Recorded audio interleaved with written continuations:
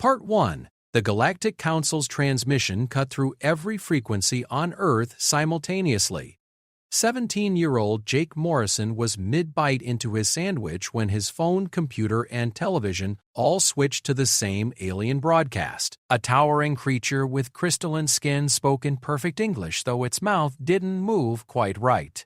People of Earth, your world has been evaluated. The breach has opened in Sector 7.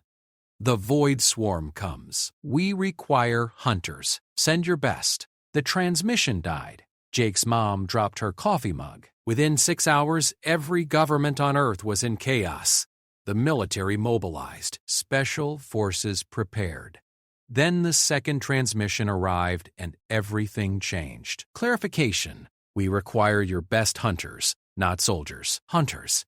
Those who track, who read signs, who understand prey. Send them to coordinates transmitted. You have 12 hours. The world went insane trying to interpret it. Meanwhile, Jake was already packing. He'd grown up in Alaska, learning to track caribou with his grandfather before he could ride a bike. He'd taken down his first moose at 13. He understood something the generals didn't. Hunting wasn't about firepower. It was about knowing your target better than it knew itself. His mom tried to stop him at the door. Jake, they want professionals, experts. They want hunters, Mom. I am one. The coordinates led to a clearing in Montana. Jake arrived expecting military checkpoints and was right, but he talked his way through by demonstrating tracking skills that made the soldiers uncomfortable. A grizzled ranger vouched for him. He wasn't alone. Others had figured it out too. An elderly woman from the Amazon who'd hunted jaguar, a quiet man from Siberia who specialized in wolves, a teenage girl from Botswana who tracked lions, maybe 40 people total while thousands of soldiers waited at the perimeter. The air split open, not metaphorically. Reality tore like fabric, and beyond it was somewhere else entirely. A figure stepped through, humanoid but wrong. Its skin shifted colors, and it had too many joints. I am Coordinator Vex. You answered the call. Good. The rest of your warriors are irrelevant for this task. The Void Swarm cannot be fought with crude force. They are hunters themselves. They adapt. They learn, they consume whole species by understanding them first. To stop them, you must out-hunt the hunters. A soldier shouted from the perimeter, "We have weapons! Technology!" Vex's head rotated in a way that made Jake's stomach turn. The Qualics had weapons. Gone. The Drenth had technology beyond yours. Gone. The Swarm learned them, became immune, devoured them. Weapons fail, technology fails. But the hunt, the true hunt, is different every time. No two hunters think alike. This is why we need you. Why us? The Botswana girl asked. Why humans? Because you are the only species that hunts for sport, for challenge, for tradition. Every other species hunts for survival only. They are predictable, you are not. Your minds work differently. The Swarm has never faced hunters who hunt for reasons beyond necessity. The portal widened. Beyond it, Jake saw stars he'd never seen, nebulae in colors that hurt to look at, and something dark moving between them. Choose now, enter, and help save the galaxy. Or stay and wait for the Swarm to reach Earth in 15 cycles. They will come here eventually. They always do. Jake stepped forward without hesitation. So did the others. 40 hunters from Earth walking into the unknown. Behind them, they heard the general's screaming orders, but it was too late. The portal closed and the real hunt began. Part 2. The transition through the portal felt like being turned inside out and reassembled wrong. Jake's stomach lurched, and for a moment he couldn't tell which way was up. Then his boots hit solid ground, and he was standing in a place that definitely wasn't Montana anymore. The sky was purple. 3 moons hung overhead, each a different size. The ground beneath his feet was metallic but warm, like standing on a living circuit board. Massive structures rose in the distance, organic and geometric at the same time. "Welcome to Haven Station," Vex announced. "You have 6 hours to prepare. Then we depart for the breach." The other hunters looked around, some excited, most terrified. Jake noticed the girl from Botswana watching everything with the same calm focus he felt. She caught his eye and nodded. "You are too young," an older man from Norway said, looking at both of them. "So are lions when they learn to hunt," the girl replied. "I am called Zara. You are?" "Jake. Alaska. Cold place." "Good for hunting?" "The best kind of cold." Vex led them through Haven Station, and Jake tried to process what he was seeing.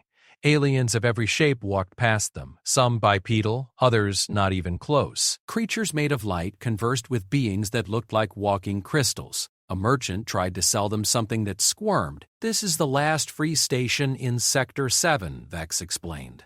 3 systems have already fallen to the swarm. 40 billion lives consumed.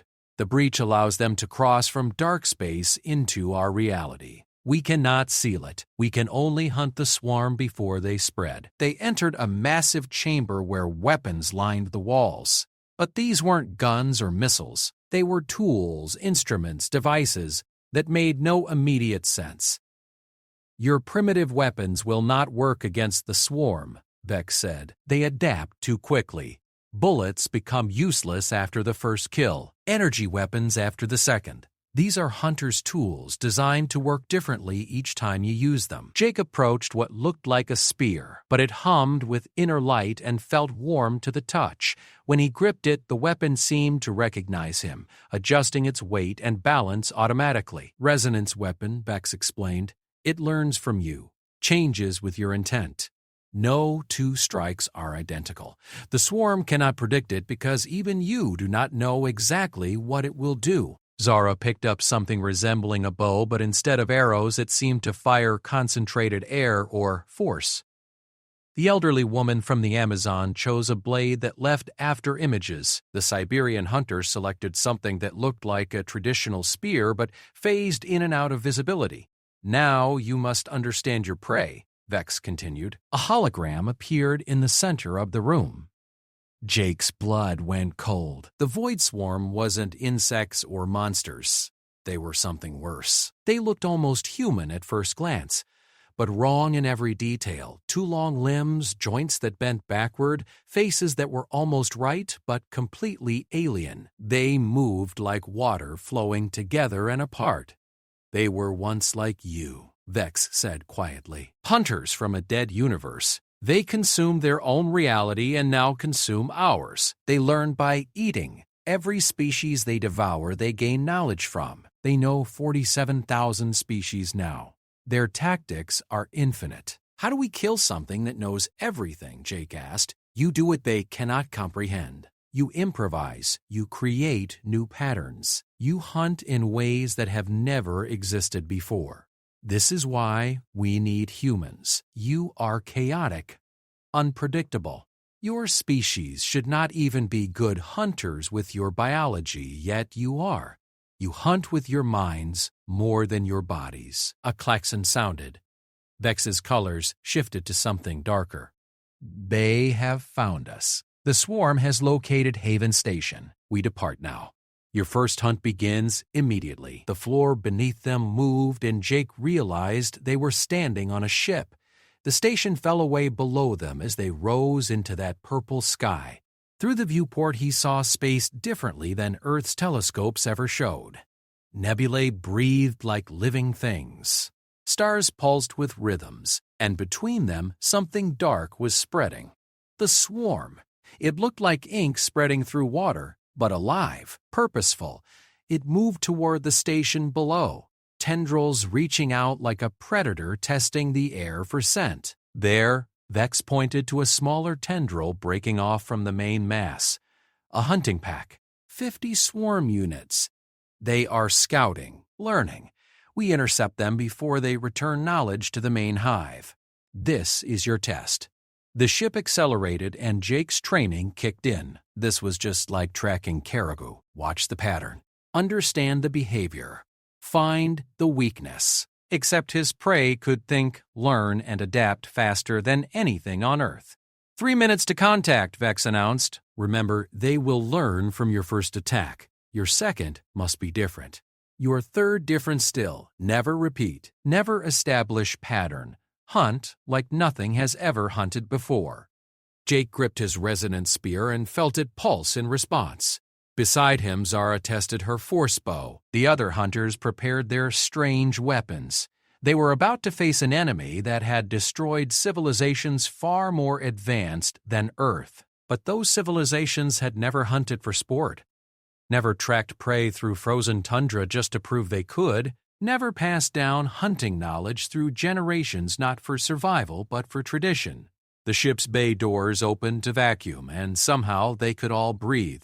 Alien technology Jake didn't understand and didn't need to. The swarm pack came into view, and they were beautiful in a terrible way. They moved together like a school of fish, like a flock of birds, like something that shouldn't exist in empty space but did.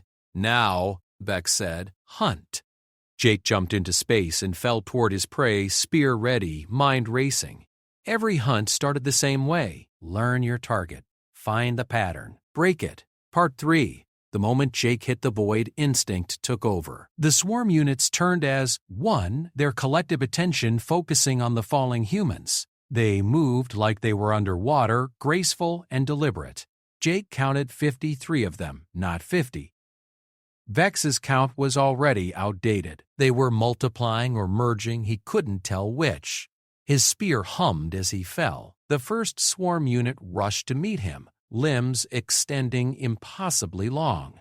Jake twisted midair, something he'd learned cliff diving in Valdez, and thrust upward. The spear connected and the creature simply dissolved, turning to black mist that scattered into space. Too easy. Way too easy. The next 3 came at him differently, angling from sides he couldn't defend. But Zara was there, her force bow sending invisible strikes that knocked them spiraling away. The old Siberian hunter appeared beside Jake, his phasing spear striking through one swarm unit and into another behind it. They learn fast, the man grunted. His name was Victor, Jake remembered. Watch. The scattered units were reforming, and now they moved erratically. The smooth, predictable pattern was gone. They'd adapted to the first attack in seconds. Jake's grandfather had taught him about wolves, how they tested prey, learned weaknesses, communicated silently. The swarm was doing the same thing, but faster, much faster. A unit came at him spinning, presenting no clear target. Jake didn't think, just reacted. He threw his spear like a javelin. The moment it left his hand, the weapon split into 3 smaller spears, each tracking a different target. The spinning unit and 2 others dissolved. His spear rematerialized in his hand, whole again. Resonance weapon. No, 2 strikes alike. They are calling for help, Vex's voice came through something in Jake's ear. You have 2 minutes before reinforcements arrive. Finish this pack now. But the remaining swarm units were changing tactics. Instead of attacking, they scattered, moving in 40 different directions at once. They are running, Zara shouted, taking what they learned back to the hive. No, Jake said, watching the pattern. This was like when caribou scattered to confuse wolves. It looked like retreat, but was really tactical. They are surrounding us. Watch the angles. He was right. The units were creating a sphere around the hunters, tightening it slowly. Classic encirclement, something wolves did, something humans did. The swarm had learned it from one of the 47,000 species they'd consumed. Jake closed his eyes. Sight was useless in 3-dimensional space combat anyway. Instead, he felt the vibration of his spear, the pull of nearby mass, the instinct that had guided him through countless hunts. There, a gap in their formation, not obvious, but present, probably a trap. Definitely a trap. Follow me, Jake said, and launched himself toward the gap. Zara and Victor followed without question. Behind them, the other hunters scattered in different directions, forcing the swarm to divide attention. As predicted, the gap closed as they approached. 20 units converged on their position, but Jake had counted on that.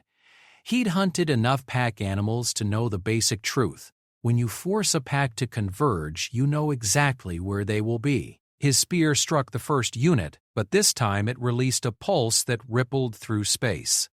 Every swarm unit in range shuddered. The weapon had changed again, adapted to his intent. It wasn't just striking one target anymore, it was disrupting their coordination. The Norwegian hunter, whose name was Anders, appeared from nowhere with a net weapon that shouldn't work in space, but did. It caught 5 units at once, crushing them together. When they tried to merge to escape, the net tightened further. The Amazon elder, Gabriella, moved through the chaos like smoke, her after-image blade creating copies of herself that confused the swarm. They struck at images that weren't there while the real Gabriella cut through them methodically. The swarm's coordination was breaking. Without their hive connection, they were just animals. Dangerous animals, but animals nonetheless. And the humans were apex hunters. Jake felt the shift when it happened. The swarm units stopped trying to fight and genuinely fled. But it was too late. The hunters had found their rhythm, working together without needing to communicate. Zara provided cover, while Victor struck from unexpected angles. Anders trapped, while Gabriella eliminated. Jake coordinated without being asked to, seeing the whole battlefield like it was a hunting ground back home. The last swarm unit tried something desperate. It rushed directly at Jake, but instead of attacking, it stopped just before contact. Its face, almost human but not, stared at him, was trying to learn, to understand, to take knowledge of human hunting tactics back to the hive. Jake hesitated. It was a mistake. The unit touched his chest, and for a brief moment he felt something cold flood through his mind. The thing was reading him, learning his patterns, his tactics, his thoughts. Then Zara's force arrow took its head off. The unit dissolved, but Jake felt wrong, violated. The thing had been inside his head. "Back to the ship now," Vax commanded. Reinforcements arriving in 30 seconds. They didn't need to be told twice. The hunters retreated to the vessel as space itself seemed to darken. The reinforcements weren't a small pack. They were a wave, hundreds of units moving as one massive organism. As the ship's doors closed, Jake looked back at the approaching swarm. They moved differently now, more cautiously. They'd learned from the pack that died. Every loss taught them something new. "You did well," Vex said as they caught their breath. First contact usually results in 70% casualties among new hunters. You lost no one. Impressive. "They touched one of us," Zara said, looking at Jake. "The last one?" It was reading him. Vex's colors shifted to something like concern. "Did it complete the connection?" "I don't know," Jake admitted. "It was only a second. Then we must assume they know about you now, about your tactics. They will adapt. Your next encounter will be harder." Vex paused. Much harder. The ship pulled away from Haven Station, moving deeper into Sector 7. Through the viewport, Jake could see the breach Vex had mentioned. It looked like a wound in space, a crack leaking darkness. The swarm poured through it in an endless stream. "How many are there?" Anders asked. "Impossible to count," Vex replied. "They are not individuals. They are one organism spread across infinite bodies. Kill 1,000 and 10,000 more come. The only way to stop them is to seal the breach. But to do that, someone must enter it, reach the anchor point on the other side, and destroy it." "That is a suicide mission," Victor stated flatly. Yes. "Every species that has tried has failed. The swarm guards the anchor perfectly. Nothing gets through." Vex looked at the humans. "But you are not nothing. You are hunters. And hunters find ways that others cannot." Jake touched his chest where the swarm unit had made contact. He could still feel it, a cold spot that wouldn't warm. The thing had learned from him, but maybe he'd learned something from it too. In that brief connection, he'd felt the swarm's purpose. It wasn't evil or malicious, it was just hungry. Endlessly, eternally hungry. An apex predator from a dead universe, consuming this one because it was the only thing it knew how to do. "How long do we have?" Gabriella asked. "If the swarm continues at current pace, they will reach Earth in 12 of your years. Sooner if they gain momentum. Every species they consume makes them stronger, smarter, faster. 12 years. Jake would be 29.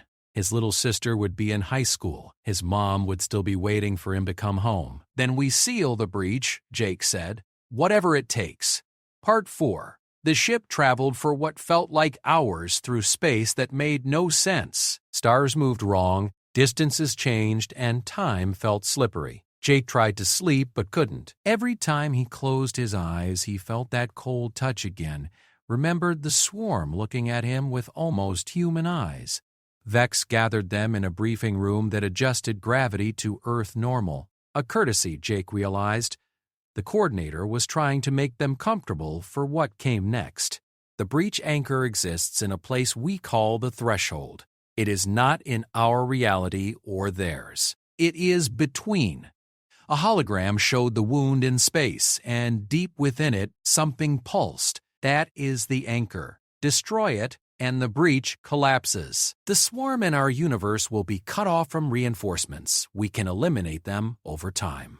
What is guarding it? Zara asked. The hologram changed, and even Vex seemed unsettled. The Sovereign. The first of the swarm. The original hunter from the dead universe.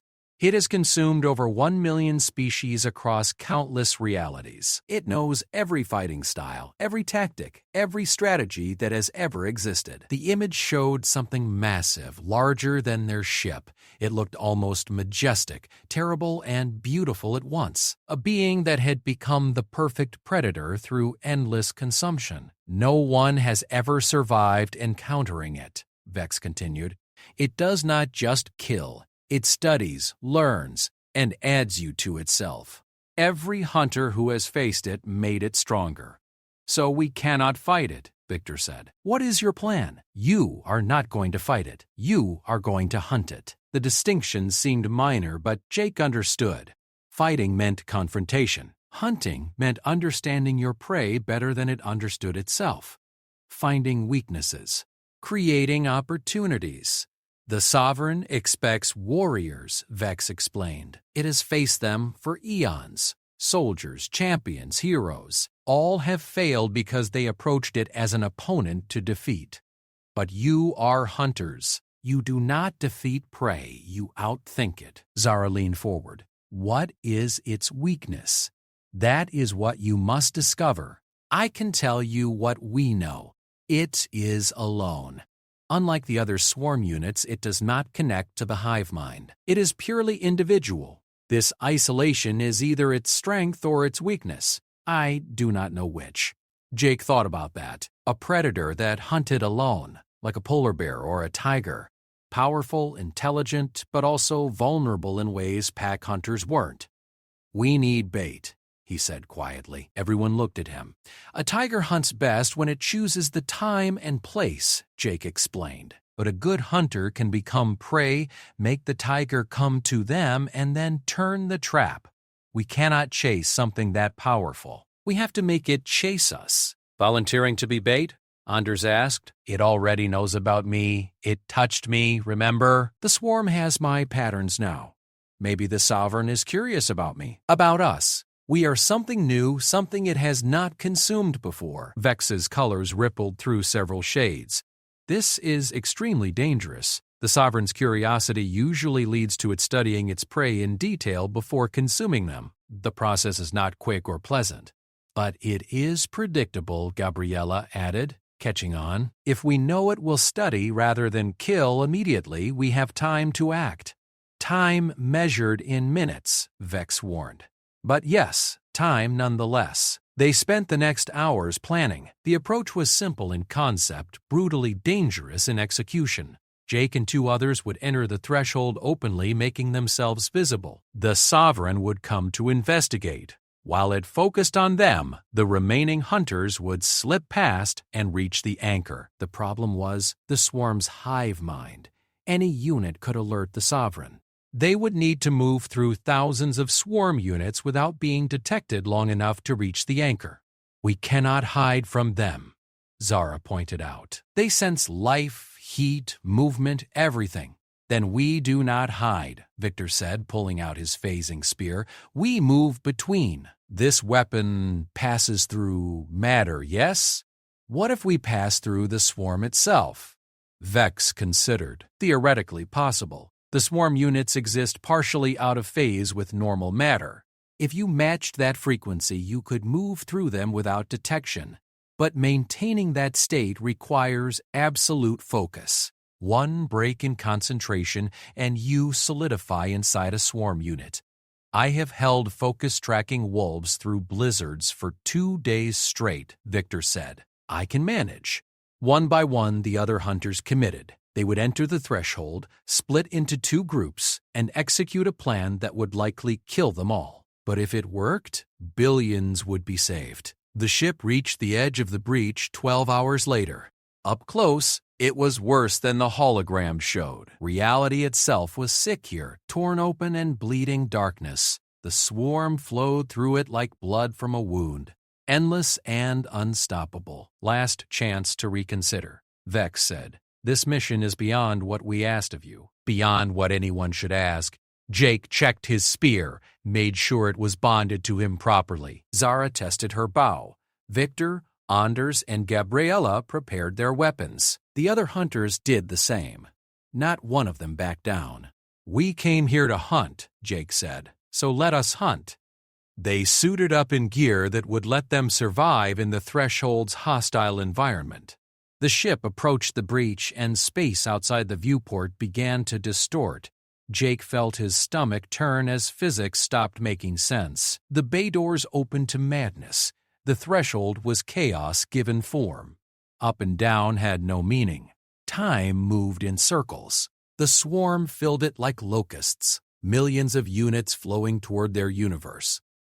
"Remember," Vex said, "you have one chance. Make it count." Jake jumped first, falling into the breach. Zara and Anders followed, the designated bait team. Behind them, Victor led the second group, their weapons shifting them out of phase, making them ghosts.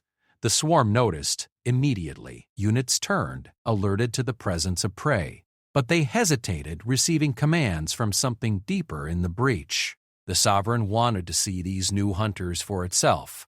Jake activated his beacon, making himself as visible as possible. "Come on," he muttered. "I am right here. Come see what humanity taught me." The swarm parted like a curtain, and through the gap came something that made Jake's blood freeze. The Sovereign was beautiful and terrible, ancient and young, massive and somehow delicate. It moved through the chaos with perfect grace, and when it looked at Jake, he felt like every secret he'd ever kept was laid bare. It smiled with too many teeth and reached for him with hands that had ended civilizations. The hunt had begun. Part 5. The Sovereign moved toward them slowly, deliberately. It was not rushing because it did not need to. Jake understood Predator confidence when he saw it. This thing had never lost, never been challenged successfully. It radiated absolute certainty. Fascinating. It spoke, and its voice was wrong. Not one voice, but thousands layered together, every species it had consumed speaking in unison. Humans, the galaxy's newest hunters. "I have waited to meet you." Jake kept his spear ready but didn't attack. Not yet. Behind the Sovereign, he caught a glimpse of Victor's group phasing through the swarm, undetected so far. He needed to buy them time. "You speak our language," Jake said. "I speak 47,000 languages. Yours is simple, crude, but it carries something interesting." The Sovereign tilted its head. "Why hope? Your species clings to hope even when facing certain death. Illogical, yet it has kept you alive in situations that should have killed you." Zara moved slightly left, Anders right, surrounding positions without being obvious about it. The Sovereign noticed, but seemed amused rather than threatened. "You plan to fight me. How quaint. Do you know how many champions have tried? How many legendary warriors, perfect soldiers, ultimate predators have stood where you stand?" The Sovereign's form rippled, showing images of 1,000 different beings, all consumed. They all believed they could win. They were all wrong. "We are not here to win," Jake said truthfully. "We are here to hunt." That got its attention. The Sovereign paused, and for a moment, Jake saw something like curiosity in its alien features. "Explain the distinction. Warriors fight to win, hunters track to understand. You have faced warriors. Have you ever been hunted? The question hung in the space between them. The Sovereign seemed to genuinely consider it. Around them, the swarm units held position, waiting for commands. No, it finally said. I have been the hunter for so long I forgot what it felt like to be prey. Then let me remind you. Jake struck, not at the Sovereign but at the space beside it. His spear released its pulse, the same one that disrupted swarm coordination. The units around them shuddered and broke formation. In that moment of chaos, Zara fired 3 arrows in rapid succession, each one creating a concussive blast that pushed the Sovereign backward away from them. They ran, not toward safety but deeper into the breach, leading the Sovereign away from Victor's group. It was a classic pursuit tactic. Make the predator chase, tired out, force mistakes. The Sovereign laughed, a sound like breaking glass. Yes, show me what humanity can do. It followed faster than anything that size should move. Swarm units joined it, creating a wave of darkness pursuing the 3 hunters. Jake led them through impossible spaces, using the threshold's distorted geometry to his advantage. What looked like a dead end wasn't. What seemed like open space was actually solid. He trusted his instincts over his eyes. Anders deployed something from his weapon, a device that created afterimages. Suddenly there were dozens of them running in different directions. The swarm scattered, trying to track all the fakes. But the Sovereign wasn't fooled. It followed the real ones unerringly. Your tricks are known to me, it called out. The Shenty used illusions. I consumed them. The Vorlax used spatial distortions. I consumed them. Everything you can do, I have seen before. Maybe it had, but it had never seen it done for these reasons. Warriors used tricks to survive. Hunters used them to control the prey's movement. Jake led the Sovereign exactly where he wanted it, toward a region where the threshold's instability was worst. Space folded on itself here, time ran backwards and forwards simultaneously. It was nauseating, disorienting, and perfect. Now, Jake said, Zara fired an arrow straight up. It disappeared, but Jake knew where it would emerge. 3 seconds later, it came out of a spatial fold directly above the Sovereign, moving at impossible speed. The force of impact staggered the ancient being. Anders was already moving, his net weapon deployed and enhanced. It caught the Sovereign, mid-recovery, wrapping around it. The net wouldn't hold something that powerful for long. But it didn't need to. Jake drove his spear into the ground and channeled everything he had into it. The weapon responded, creating a resonance field that locked the Sovereign in place. Not physically, but temporally. For a few precious seconds, the being was trapped in a time loop, experiencing the same moment repeatedly. Clever, the Sovereign's voice echoed from multiple timelines at once, but insufficient. The field shattered. The Sovereign broke free, and now it was angry. Its form expanded, becoming something truly massive. This was its true size, Jake realized. It had been holding back, studying them. Now it would kill them. Jake activated his communicator. Victor, how close? We are at the anchor now. Victor's voice was strained. But it is defended. We cannot break through. You have to, Jake said as the Sovereign rushed towards them. We are out of tricks. The Sovereign caught Zara first, lifting her with one massive hand. She struggled, but it was useless. You hunted well, human. Your tactics will make a fine addition to my knowledge.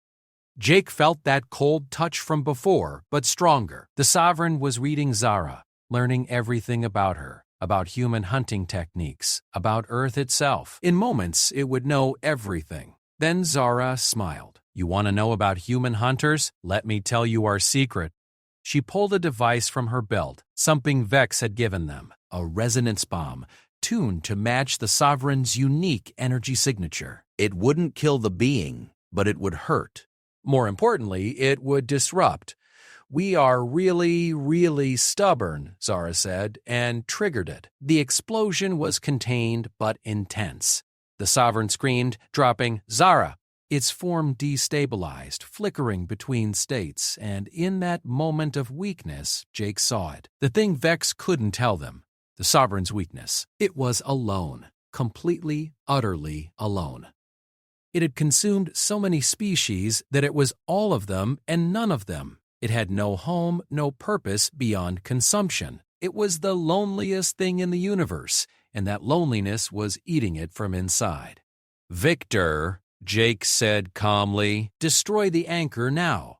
We cannot breach the defenses. You do not need to. The sovereign is the defense, and it is not there anymore." There was a pause. Then Victor's voice came back filled with understanding. "It left the anchor unguarded to chase you. You knew it would. It is a hunter. Hunters chase interesting prey. We made ourselves interesting." An explosion rippled through the threshold, not physical but metaphysical. The anchor shattered, and the breach began to collapse. The swarm units around them froze, their connection to the dead universe severing. Without reinforcements, without purpose, they began to dissolve. The Sovereign stared at Jake with something like respect. "You did not try to defeat me. You used my nature against me. Like a true hunter. Will you stop now?" Jake asked. "The breach is closed. You cannot consume any more species." The Sovereign's form stabilized, shrinking back to its original size. For a moment, it looked almost sad. "No, I will continue until someone stops me permanently. It is all I know how to do. But I will remember you, humans. You are the first prey to truly hunt me back." It turned and disappeared into the collapsing breach, heading toward what remained of its dead universe. The swarm followed, drawn back by some instinct. Within minutes, the threshold was empty except for the hunters. Vex's ship appeared, and they were pulled aboard. Victor's group was already there, battered but alive. They had done it. Sealed the breach. Saved the galaxy. As the ship pulled away, Jake watched the wound in space close completely. The breach was gone. The swarm trapped on the other side. They had won, not through force, but through understanding. By being hunters instead of warriors. "What happens now?" Zara asked. Vex's colors shifted to something warm, probably the alien equivalent of pride. "Now you go home. You have earned it. The galaxy owes Earth a debt that can never be repaid." Jake thought about home. Alaska, his mom, his sister, normalcy. It sounded good. But he also thought about the Sovereign, still out there somewhere, still hunting, still alone. Someday, someone would need to face it again. But not today. Today, they could rest. The ship turned toward Earth, toward home, carrying 40 hunters who had saved billions without firing a single shot in anger. They had proven that humanity's greatest weapon was not technology or strength, but the ability to think like both predator and prey, to hunt with wisdom instead of weapons. When the galaxy had called for its best hunters, Earth had sent a teenager and his companions, and they had been exactly what was needed.